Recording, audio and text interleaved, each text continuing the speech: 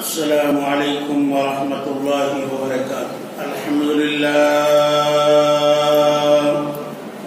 للہ رب العالمین، والصلاة والسلام علی سید المرسلین وعلی آلہ واصحابہ اجمعین، اما بعد، فاعوذ باللہ من الشیطان الرجیم، بسم اللہ الرحمن الرحیم، والذین آمنوا وعملوا الصالحات لا نكلف نفسا إلا وسعها، وقال الله تبارك وتعالى كلوا واشربوا من رزق الله حلالا طيبا، وقال الله تعالى ولا تسرفوا إنه لا يحب المسرفين، صدق الله العظيم وصدق رسوله النبي الكريم، ونحن على ذلك لمن الشاهدين والشاكرين، والحمد للہ رب العالمین۔ بزرگان محترم، نوجوان اسلام اور عزیز طلبہ، اس وقت مجھے اور آپ کو اور دنیا کے تمام انسانوں کو جس چیز کی سب سے زیادہ ضرورت ہے وہ ہے اپنی اصلاح، یعنی اپنے اعمال کو صحیح کرنا، اپنے افعال اور اپنے احوال کو صحیح بنانا، اس لیے کہ انسان یا آدمی اس پوسٹ کا نام نہیں ہے، یہ ایک چلتی پھرتی مشین ہے جس کو اللہ نے 2 ہاتھ 2 پیر 2 آنکھیں دی ہیں، ایک قلب اور دماغ دیا ہے۔ یہ چیزیں اللہ نے جانوروں کو بھی عطا فرمائی ہیں، لیکن انسان کو اللہ نے وہ کون سی چیز دی ہے جو انسان سب سے زیادہ ممتاز ہے؟ وہ چیز ہے عقل سلیم، یعنی جو سمجھ بوجھ اور اللہ کو پہچاننے کا مادہ انسان کو دیا گیا ہے، وہ کسی اور کو نہیں۔ علم اور علم اور عمل کا محتاج انسان ہے، اور حیوان جو ہیں وہ عمل کے محتاج نہیں، ان کے ذمہ عمل نہیں ہے۔ گائے، بیل، بھینس، چوپائے، شیر، بھیڑیے، ان تمام چرندوں اور پرندوں کو عمل کی ضرورت نہیں ہے، ان کو اللہ نے دنیا کی خوبصورتی کے لیے اور انسان کی عظمت کو ظاہر کرنے اور انسان کی خدمت کے لیے اللہ نے ان کو بنایا ہے۔ لیکن اللہ نے فرمایا وَمَا خَلَقْتُ الْجِنَّ وَالْإِنسَ إِلَّا لِيَعْبُدُونِ، جنوں انس کو ہم نے اپنی عبادت کے لیے پیدا کیا ہے، حالانکہ عبادت سے کوئی مستثنا نہیں ہے۔ سمندر کی مچھلیاں بھی اللہ کی عبادت کرتی ہیں، پرندے جو اڑتے ہیں وہ بھی اللہ کی عبادت کرتے ہیں، یہاں تک کہ حشرات الارض، زمین کے اندر جو جانور رہنے والے ہیں وہ بھی اللہ کی عبادت کرتے ہیں، اور ہر چیز اللہ کی صلاح ہے، یہاں تک کہ انسان کا ایک ایک بال اللہ کی حمد و ثنا بیان کرتا ہے۔ حضور علیہ السلام نے تو یہاں تک فرمایا کہ جب دروازوں کو کھولا جاتا ہے اور دروازے میں سے چوں چوں کی آواز آتی ہے، یہ بھی دروازہ بھی اللہ کی تسبیح بیان کرتا ہے۔ تو معلوم ہوا کہ کائنات کا کوئی ذرہ، کوئی بڑی اور چھوٹی چیز ایسی نہیں جو اللہ کی حمد و ثنا بیان نہ کر رہی ہے، لیکن انسان کو مطلق حیوان نہیں، انسان کو جو ہے صرف حیوان نہیں بلکہ ایسا عجیب و غریب شاہکار بنایا جس سے تمام جانداروں میں انسان سب سے الگ نظر آتا ہے۔ اسی لیے اللہ نے فرمایا لَقَدْ خَلَقْنَا الْإِنسَانَ فِي أَحْسَنِ تَقْوِيمٍ، ہم نے انسان کو اپنی تقویم پر پیدا فرمایا۔ انسان کے ہاتھ اور پیر فرشتوں نے بنائے، لیکن چہرہ اللہ نے اپنے دونوں ہاتھوں سے بنایا، یعنی پوری توجہ کے ساتھ بنایا۔ چہرہ اللہ نے فرمایا کہ ہم نے اس کو اپنی تقویم پر پیدا کیا ہے، یعنی ہماری پسندیدہ چیز ہے۔ آپ دیکھ لیجئے ہاتھی کتنا بڑا جانور ہے، شیر کتنا بڑا جانور ہے، اور اسی طرح سے دنیا کے ہزاروں لاکھوں پرندے اور چوپائے ہیں، لیکن انسان کی شکل سب سے زیادہ نمایاں اور سب سے زیادہ بہتر اور سب سے زیادہ خوبصورت ہے، کیونکہ اللہ تبارک و تعالیٰ نے اس کو اپنے دونوں دست قدرت سے بنایا ہے۔ اس لیے انسان کا مقام بہت اونچا ہے، اس کو علم سے نوازا، عمل سے نوازا، تقوی سے نوازا، پرہیزگاری سے نوازا، اور احکامات بھی اسی کے لیے نازل انبیاء علیہ السلام بھی اسی کے لیے نازل ہوئے، قرآن کریم اور دیگر آسمانی کتب بھی اسی کے لیے نازل ہوئی، آسمانی صحیفے بھی اسی کے لیے نازل ہوئے۔ تو معلوم ہوا کہ انسان اس کائنات میں سب سے زیادہ اللہ کا قریب، اللہ کے قریب اور اللہ سے انسیت رکھنے والا ہے، اور جو جتنا جس کا مقام اونچا ہوتا ہے اتنی ہی ذمہ داری بھی اس کی ہوتی ہے۔ جو آدمی گھر کا بڑا ہوتا ہے اس کی ذمہ داری سب سے زیادہ ہوتی ہے۔ گھر کے بچے ہفتے میں چھٹی مناتے ہیں لیکن باپ کبھی چھٹی نہیں مناتا۔ باپ بولتا ہے بھائی مجھے تو سبق یاد ہو گیا، میری تو چھٹی ہی نہیں۔ مکتب عشق کا انداز نرالا دیکھا، جس کو سبق یاد ہوا اس کو چھٹی نہ ملی جی۔ تو جس کی جتنی ذمہ داری، جتنا جس کا مرتبہ اتنی ہی اس کی ذمہ داری، جتنا سوا رتبہ اتنے سوا مشکل۔ انسان کا رتبہ چونکہ اونچا ہے، فرشتوں سے بھی زیادہ اونچا ہے اور اللہ کی دیگر مخلوقات سے بھی زیادہ اونچا ہے، اس لیے آسمانی کتب اور قرآن کریم بھی اسی انسان کے لیے نازل کیے گئے۔ میں نے جو آپ کے سامنے قرآن کریم کی چھوٹی چھوٹی آیتیں یا آیتوں کے ٹکڑے، ان کے حصے میں نے آپ کے سامنے تلاوت کیے ہیں، اس سے یہی میرا مطلوب ہے کہ ہمیں اپنی اصلاح کرنی چاہیے۔ اور اصلاح کہاں ہوگی؟ اصلاح وہاں ہوگی جہاں اصلاح کا ارادہ ہوگا۔ سننے اور سنانے سے اصلاح نہیں ہوتی ہے، کرنے سے اور کرانے سے اصلاح ہوتی ہے۔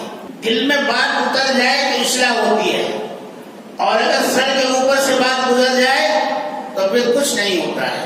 آج ہم لوگ پہلے لوگوں سے زیادہ اصلاح کے محتاج ہیں، پہلے لوگوں سے زیادہ عمل کے محتاج ہیں، پہلے لوگوں سے زیادہ اپنے آپ کو سنوارنے اور سدھارنے کے مستحق ہیں۔ اس لیے کہ حضور علیہ السلام نے ارشاد فرمایا ایک زمانہ ایسا آئے گا کہ اگر اس زمانے میں 10% بھی میری سنتوں پر انسان عمل کر لے گا تو وہ نجات یافتہ ہو جائے گا۔ آج کا دور ایسا ہے، آپ گھر کے اندر سے لے کر اور بازار تک جائیے، آپ کے ایمان کو لوٹنے کے لیے ہزاروں قسم کے حربے موجود ہیں۔ آج حلال اور حرام کو گڑ کر دیا گیا ہے۔ آج ہی ہمارے یہاں کا فیصلہ ہے سپریم کورٹ کا کہ ہم جنسی جائز ہے جی، ہم جنس پرستی جائز ہے جی۔ قوم لوط پر جو عذاب آیا تھا وہ تاریخ ہے، میں اس سلسلے میں بات کرنا نہیں چاہتا، پھر انشاءاللہ کسی موقع پر۔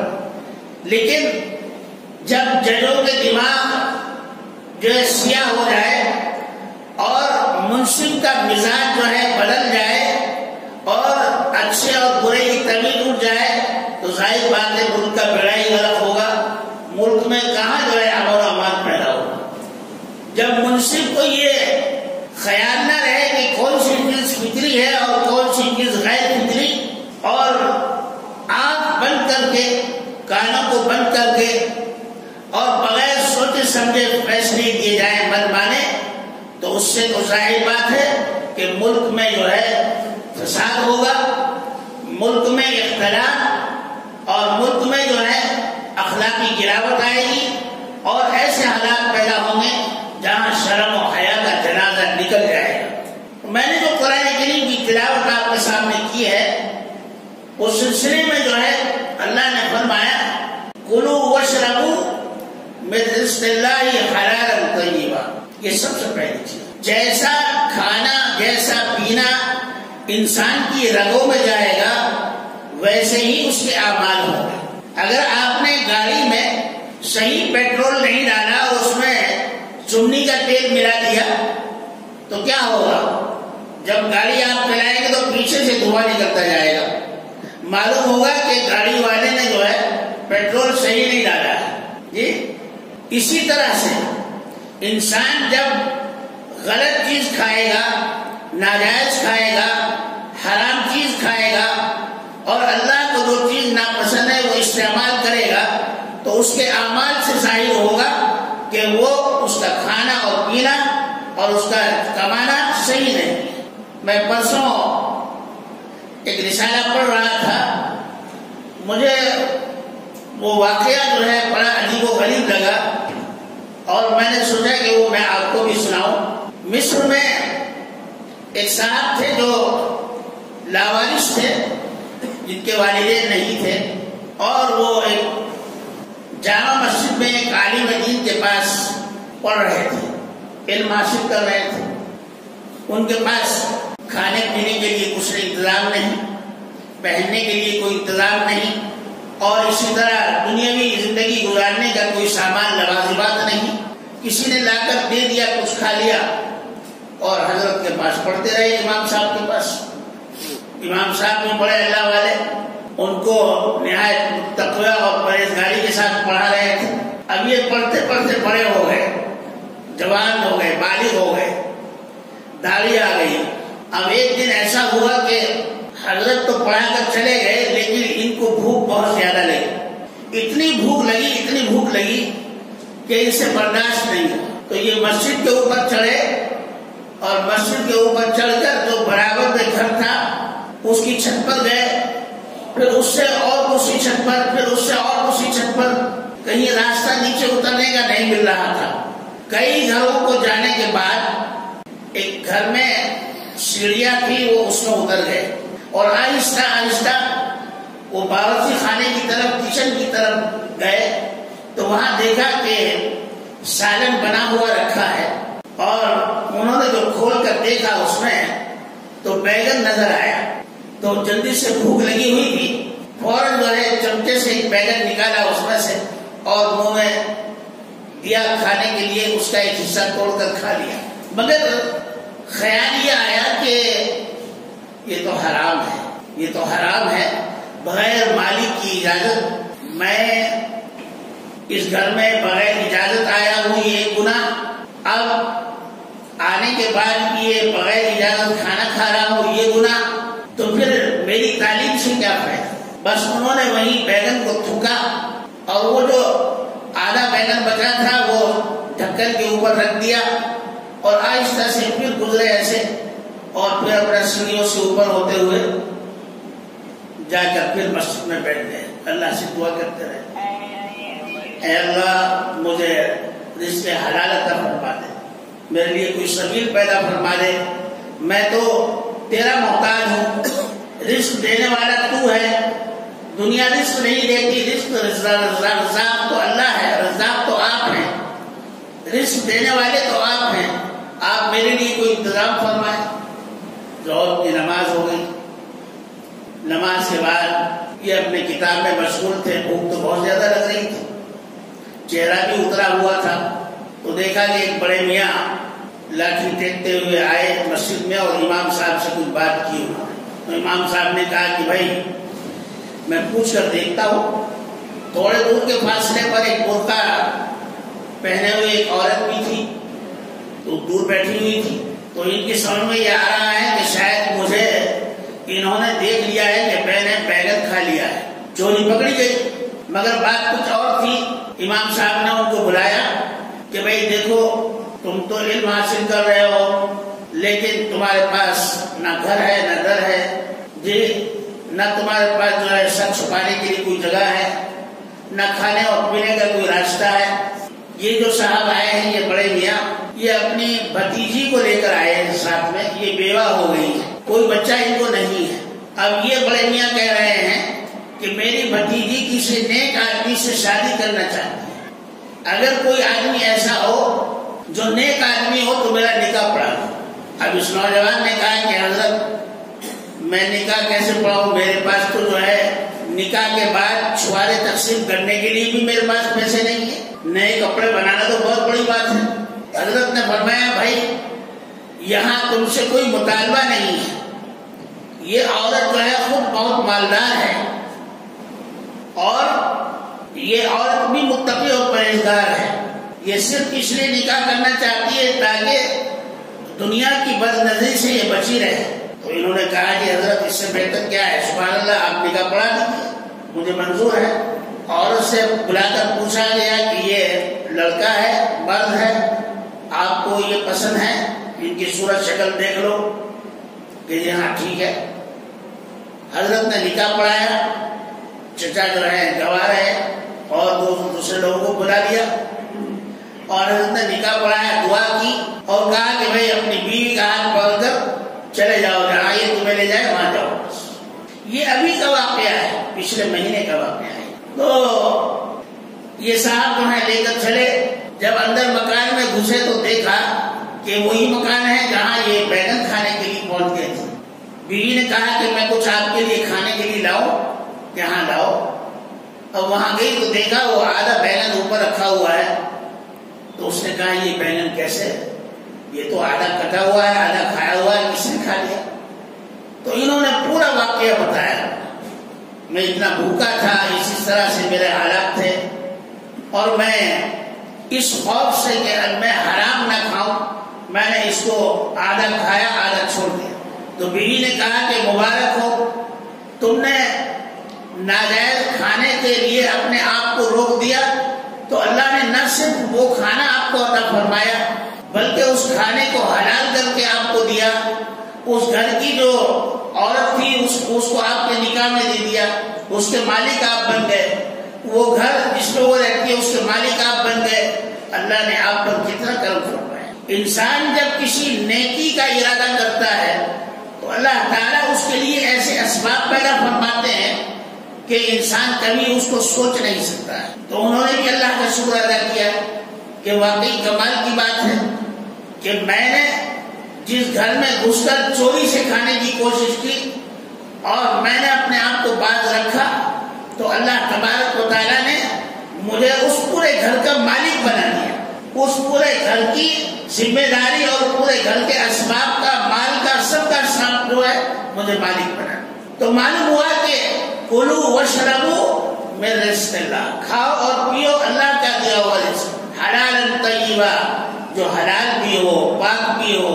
جی اللہ تبارک و تعالیٰ کی جب اس حکم پر عمل کیا جاتا ہے تو انسان کے لیے اللہ تبارک و تعالیٰ راستے کھولتے ہیں، اور جب آدمی حرام کماتا ہے تو اس کے لیے جو ہے پیچیدگیاں بڑھتی چلی جاتی ہے۔ ایک چھوٹا سا گناہ کرتا ہے، پھر اس کو اس سے بڑا کرتا ہے، پھر اس سے بڑا کرتا ہے، پھر اس سے بڑا کرتا ہے، یہاں تک کہ گناہوں پر گناہ ہوتے رہتے ہیں اور پھر توبہ کی توفیق نہیں ہوتی، موت آ جاتی ہے، اللہ کے نافرمانوں میں جو ہے اس کا شمار ہو جاتا ہے۔ میرے بھائیوں اور بزرگوں، آج کا دور ایسا ہے کہ رزق حلال ضروری ہے، اور اسی میں نہیں بلکہ ہر بات میں، ہر کام میں، ہر معاملے میں جو ہے جائز اور ناجائز کا خیال رکھا جائے۔ چند سال پہلے میں نے ایک واقعہ پڑھا تھا لاہور کا کہ ایک بارات آئی اور نکاح سے پہلے دلہن نے عارس نے کہا کہ میں نوشا جو ہیں میں ان کو دیکھنا چاہتی ہوں کیسے۔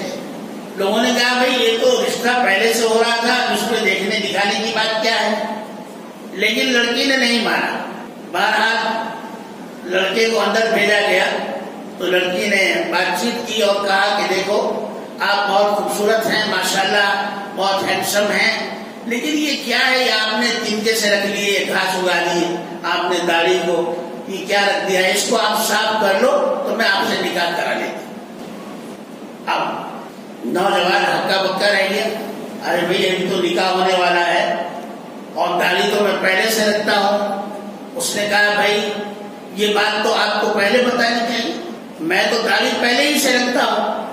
اب آپ اس وقت مطالبہ کر رہی ہیں، جب نکاح ہونے کے لیے تیار ہے تو آپ یہ کہہ رہی ہیں کہ داڑھی مڈوا لو، میں تو یہ نہیں کر سکتا۔ آپ ناراض ہو جائیں تو ہو جائیں، لیکن میں اللہ اور اس کے رسول کو ناراض نہیں کروں۔ یہ کہہ کر وہ اٹھ گئے، باہر آ گئے۔ بیٹے آج میری بیٹی کے کہنے پر تم داڑھی منڈوا دو، جب تمہارا نکاح ہو جائے گا پھر رکھ لینا، اس میں کیا بات ہے؟ یہ تو بات آتے ہی رہتے ہیں، یہ تھوڑا ہی کہ بھائی ایک بار آ گئے پھر ختم ہو جاتے ہیں۔ تو لڑکے نے کہا اچھا ٹھیک ہے آپ بیٹھو، میں آیا ابھی۔ اب انہوں نے سمجھا کہ یہ حجام کی دکان پر گئے ہیں بال کٹوانے کے لیے، داڑھی منڈوانے کے لیے۔ انہوں نے جو ہے ٹکٹ لیا اپنا اور کراچی چلے۔ اب کراچی جائے، وہاں گئے تو کوئی اپنا نہیں، بڑے پریشان۔ ایک مسجد میں جا کر ٹھہر گئے، رات میں ٹھہرے رہے اور اللہ سے دعا کرے، اے اللہ میں نے آپ کے نبی کی سنت کو زندہ رکھنے کے لیے شادی جیسی اہم چیز کو میں نے ترک کر دیا، میرے والدین کی بھی بے عزتی ہوئی ہوگی، جو بارات کے لوگ آئے ہوں گے ان کی بھی بے عزتی ہوئی ہوگی، جی لڑکی والی کی بھی بے عزتی ہوئی ہوگی، لیکن میں کیا کروں، میں آپ کو راضی رکھنا چاہتا ہوں، میری لاج رکھ رہے اور مجھے صحیح راستہ دکھا دیں۔ تو یہ رات میں اپنا مسجد میں رہے، عشاء کی نماز کے بعد ایک صاحب آئے، انہوں نے کہا کہ مسافر معلوم ہوتے ہو؟ کہ جی ہاں، کہ میں کھانا لا کر دے رہا ہوں۔ تو یہ گئے اور کچھ کھانا وانا دیا، سو گئے۔ اب سردی بہت زیادہ، اتنی زیادہ سردی کہ کپڑا کچھ ہے، تو جو صف تھی وہاں پر، جیسی عام طور پر ہمارے یہاں سب جگہ بچتی ہے، اس صف کو جو ہے ایسے کیا اور خوب اس کو جو ہے لپیٹ کر اپنے اوپر اور سو گئے۔ اس محلے کے اندر ایک بہت مالدار آدمی رہا کرتے تھے، بڑے نیک انسان تھے، ان کو نبی کریم صلی اللہ علیہ وسلم کی بشارت ہوئی، خواب میں رات میں بشارت ہوئی کہ اے شخص، میرا ایک متقی اور پرہیزگار امتی مسجد میں آیا ہوا ہے، میں تمہیں حکم دیتا ہوں کہ تم اپنی بیٹی کا نکاح اس سے کر دو۔ دیکھا آپ نے؟ اور حضور اکرم صلی اللہ علیہ وسلم کسی کے خواب میں آئے تو وہ جھوٹا نہیں خواب، حضور نے فرمایا میری شکل میں کبھی شیطان نہیں آ سکتا۔ اب ان کی آنکھ کھل گئی تو سوچا کبھی ایسے ہی ہو، پھر سو گئے۔ سونے کے بعد پھر وہی خواب، حضور علیہ السلام نے فرمایا میں نے کہا آپ کو کہ آپ اپنی بیٹی کے نکاح اس آدمی سے کر دو جو مسجد میں سو رہا ہے۔ اب ان کی آنکھ کھلی، بیوی کو اٹھایا، کہا ایسا ایسا خواب ہے۔ بیوی بھی بڑی نیک تھی، اس نے کہا حضور اکرم صلی اللہ تعالی علیہ وسلم جس انسان کے لیے حکم دے رہے ہوں اس سے بڑھ کر کوئی چیز ہمارے لیے نہیں، ہم کتنے ہی مالدار ہوں لیکن حضور کے حکم کے سامنے ہمارا سر جو ہے بالکل خم ہے، ہم ہمیشہ حضور کی بات مانیں گے، اگر حضور کی بات نہیں مانیں گے تو ہم تو دین سے نکل جائیں۔ اور بیوی نے کہا کہ تم ابھی جاؤ رات کو اور رات کو دیکھ کر آؤ کون مسجد میں ہے۔ اب مسجد میں آئے تو مسجد میں کوئی نظر نہیں آ رہا، بہت بتی جلائی، لائٹ ڈالی، سب کوئی آدمی نظر نہیں آ رہا۔ ایک کونے میں ایک صف جو ہے وہ لپٹی ہوئی ہے، حسیر لپٹی ہوئی ہے اور وہ تھوڑی سی ہل رہی ہے، تو انہوں نے سوچا کہ شاید اس کے اندر کوئی آدمی ہو، تو جا کر دیکھا تو پاؤں نظر آیا، سر نظر آیا، یہ تو آدمی اس میں لپٹا ہوا ہے۔ تو ان کو اٹھایا، بیٹھو، کہاں سے آئے ہو، کیا بات؟ کہا کہ ایسے کیوں سو رہے ہو؟ کہا کہ میرا ایسا کچھ نہیں، کہ نہیں بتاؤ کہاں سے آئے ہو؟ تو انہوں نے بتایا کہ میں ایسا لاہور سے آیا اور وہاں مجھے داڑھی منڈوانے کے لیے کہا گیا، میں نے منڈوائی نہیں اور میں یہاں آ گیا ہوں، مسافر ہوں، اب گھر کیسے جاؤں؟ گھر کے لوگ تو جو ہے مجھے ماریں گے، پیٹیں گے، برا بھلا کہیں گے، میں تم نے اتنی بڑی بے عزتی ہماری کرا دی۔ تو انہوں نے کہا کہ آپ بے فکر رہو، چلو ہمارے گھر پر آرام کرنا۔ تو یہ صاحب جو ہیں، چونکہ یہ تو حضور کے مہمان ہیں، اب یہ صاحب اپنے گھر پر لے گئے، ایک آرام دہ کمرے میں ان کو سلایا، صبح کی نماز میں ان کو اچھے کپڑے دیے اور کہا کہ نہا لو اور نہا کر یہ کپڑے پہن لو۔ وہ بھی کپڑے پہن لیے، پھر مسجد میں لے کر گئے اور ان سے کہا کہ میں اپنی بیٹی سے تمہارا نکاح کرنا چاہتا ہوں، تمہیں قبول ہے؟ کہا کہ صاحب کہاں آپ اتنے بڑے آدمی میں اتنا بڑا فقیر؟ کہا کہ ایسا کچھ نہیں ہے، آپ مجھے تو چونکہ سرکار نے حکم دیا ہے اس لیے میں نکاح کر رہا ہوں۔ تو انہوں نے کہا اس سے بڑھ کر کیا چیز ہے؟ تو امام صاحب نے نکاح پڑھا دیا۔ اب اس کے بعد جو ہے یہ گھر پر لے آئے، مہمان بنایا ان کو، داماد ہو گئے۔ ابھی وہاں کچھ پتا نہیں، وہاں سے جو ہے لوگ لاہور سے سب لوگ اپنے گھر پر چلے گئے، لوگ گالیاں دیتے، برا بھلا کہتے رہے، بھائی کیا ہو گیا ہے، دیکھو کیسی بات ہوئی ہے، چلے گئے۔ اب ان کو 2-4 دن انہوں نے اپنے پاس رکھا اور اس کے بعد کہا کہ دیکھو بیٹے تمہیں تو اپنے گھر جانا ہی ہے، رہنا ہی ہے، والدین کے ساتھ رہو جا کر، اور آپ اپنی بیوی کو بھی ساتھ لے کر جاؤ۔ اب اتنا مال، اتنا سونا، سونے میں لگی ہوئی ہے دلہن، اور بھی اتنا سال و سامان کہ پوری لاری بھر کر دے دی، جاؤ لے جاؤ۔ اب جب یہ گھر پر جا کر اترے تو دیکھا سب کے منہ لٹکے ہوئے ہیں، بڑی خاموشی ہے، گھر میں جب یہ پہنچے تو انہوں نے سلام کیا اماں کو ابا کو، کہا کہ کہاں گیا تھا تو بیوار سے جو بھی کہا کہ آپ خاموش رہو، میری بات سنو۔ آپ سارا واقعہ سنایا ایسا۔ حضور اکرم صلی اللہ علیہ وسلم نے یہ شادی کرائی ہے، سب محلے والے جمع ہو گئے، گاؤں والے جمع ہو گئے، نبی کیا بات ہے؟ کہا کہ صرف اس بات پر کہ داڑھی میں نہیں بڑھوا سکتا، میں داڑھی ضرور رکھوں گا، اس بات پر جو ہے ایک مالدار آدمی کو حکم دیا کہ تم اپنی بیٹی کی شادی اس داڑھی والے سے نوجوان سے کرو۔ تو اب نہ صرف یہ کہ مجھے داڑھی بنوانی پڑی، داڑھی بھی رکھ لی اور مالدار بیوی بھی ملی، مالدار سسرال بھی ملی، اور اللہ نے پہلے سے زیادہ عزت دی، اور سب سے بڑی عزت یہ کہ نبی کریم صلی اللہ تعالیٰ علیہ وسلم کی مرضی اور آپ کے حکم سے نکاح ہوا ہے۔ تو معلوم ہوا کہ جب آدمی حلال اختیار کرتا ہے اور حرام سے بچتا ہے تو اللہ تبارک و تعالیٰ اس کے لیے اسی طرح راستے۔ آج ہم چھوٹی چھوٹی باتوں کو یہ کہہ دیتے ہیں، نہیں جی ہماری بیوی مانتی نہیں، ہمارے ابا نہیں مانتے، جی ہماری والدہ نہیں مانتی، ہمارے جو ہے بھائی نہیں مان رہے، کیا کرنا سو؟ بھائی نہیں مانتے، بیوی نہیں مانتی، والدہ نہیں مانتی، جی سب کو ناراض کرنے کی، سب کو خوش کرنے کی فکر ہے، لیکن اللہ کی ناراضگی کا ہمیں کوئی ڈر نہیں۔ ایک صاحب ہیں میرے اپنے ہی دوستوں میں، اپنے ہی لوگوں میں ہیں، انہوں نے اپنے گھر سے ٹی وی نکال دیا۔ اب ان کی ماں بڑی ناراض ہوئی، یہ کیسے ہو سکتا ہے کہ گھر میں سے ٹی وی نکال دیا، اب ہم کہاں دیکھیں گے جا کر؟ تو انہوں نے کہا اماں جی آپ ٹی وی بھائی دوسرے بھائی کے یہاں دیکھ لو، لیکن میرے گھر میں ٹی وی نہیں رہے گا، میرے گھر میں ٹی وی نہیں رہے گا، میں ٹی وی نہیں دیکھوں، نہ اپنے بچوں کو دکھاؤں۔ چنانچہ انہوں نے وہ ٹی وی نکال کر بھیج دیا، جہاں دینا تھا کسی کو دے دیا، اور اس کے بعد بغیر ٹی وی کے گھر آج تک بھی چل رہا ہے۔ ہماری عقلوں پر پردہ پڑ گیا کہ ٹی وی کو باہر رکھنا تھا تو اس کو اندر رکھ دیا، اور بیوی کو اندر رکھنا تھا اس کو باہر نکال دیا۔ اب آج بھی ان کے گھر میں ٹی وی نہیں۔ مطلب یہ ہے کہنے کا کہ آج جب ہم ارادہ کریں گے کسی چیز کو چھوڑنے کا تو انشاءاللہ تعالیٰ اس کے ثمرات، اس کے اثرات جو ہیں ہمارے دل پر پڑیں گے۔ ایک عالم دین نے بڑی اچھی بات کہی کہ بھئی ٹی وی ایسا ہے جیسی بھینس یا گائے۔ انہوں نے کہا بھائی یہ کیسے بھینس اور گائے کی مثال کیسے؟ کہا کہ بھینس جو ہے، گائے جو ہے وہ دودھ بھی دیتی ہے اور گوبر بھی کرتی ہے، چاہے تو کوئی گوبر استعمال کر لے چاہے دودھ استعمال کر لے۔ لیکن ٹی وی کے سارے پروگرام جو ہیں وہ اچھے نہیں ہوتے ہیں۔ آج کے دور میں بالکل ننگا پن ہو گیا ہے۔ آج ہم اپنے بچوں کو کہاں کس طرف لے کر جا رہے ہیں، کہاں لے کر جا رہے ہیں؟ ہم اپنی اصلاح نہیں کریں گے تو اپنے بچوں کی اصلاح ہم کیسے کر سکیں گے؟ حضرت مولانا اسماعیل شہید رحمت اللہ علیہ بہت بڑے اللہ والے گزرے ہیں، وہ ایک دن فجر کی نماز میں نہیں آئے، تو ان کے جو شاگرد تھے انہوں نے دیکھا کہ آج تو حضرت نماز میں نہیں آئے ہیں۔ دوسرے دن پھر ایسا ہی ہوا کہ نماز میں نہیں آئے، بعد میں نماز پڑھی آ کر، تو کہنے لگے حضرت ایسا نہیں چلے گا کام، ہم تو نماز پڑھتے ہیں اگر جماعت سے اور آپ جو ہے گھر میں سنتے رہتے ہیں، یہ نہیں چلے گا کام۔ آپ ہمیں جب نماز کی تلقین کرتے ہیں تو آپ کیوں نہیں آتے؟ آپ کو بھی وقت پر آنا ہے۔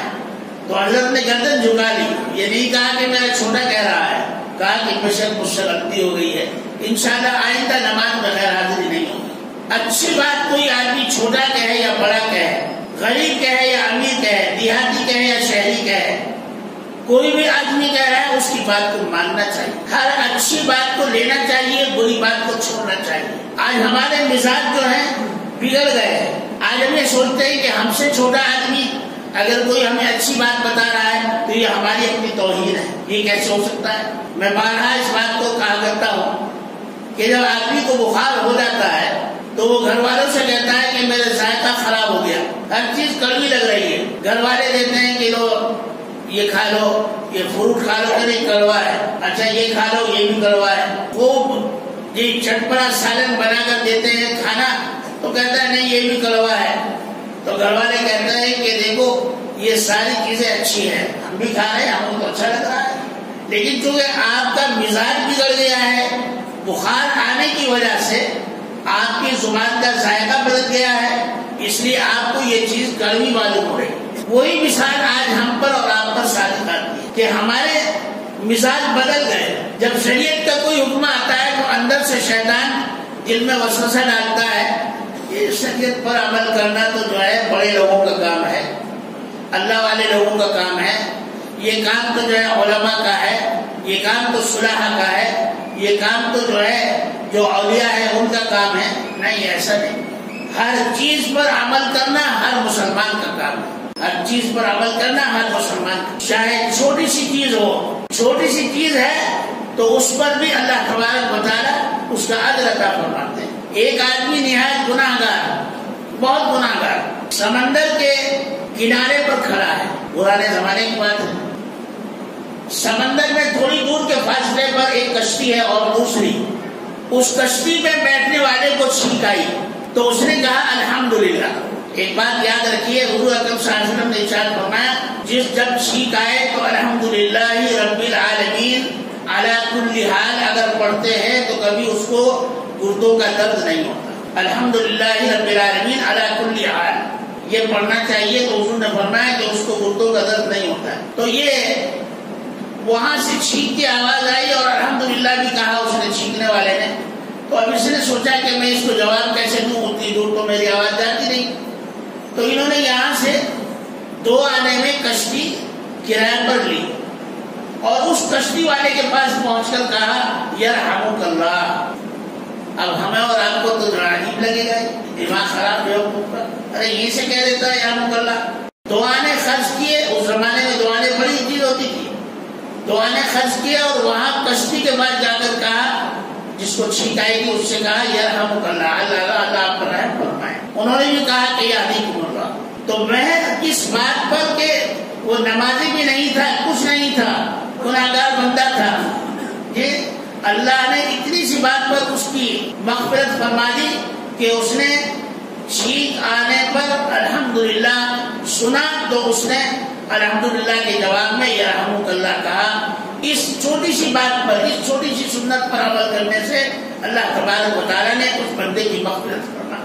اس لیے میرے بھائیوں اور بزرگوں، آج ہمیں چھوٹی چھوٹی چیزوں کو اپنانا ہے، چھوٹی چھوٹی سنتوں کو اپنانا ہے، چھوٹے چھوٹے اعمال کو اپنانا ہے تاکہ ہم بڑے اعمال کرنے کی ہمت کر سکیں. اللہ تبارک و تعالی ہم سب کو عمل کی توفیق عطا فرمائے. وآخر دعوانا ان الحمد للہ رب العالمین.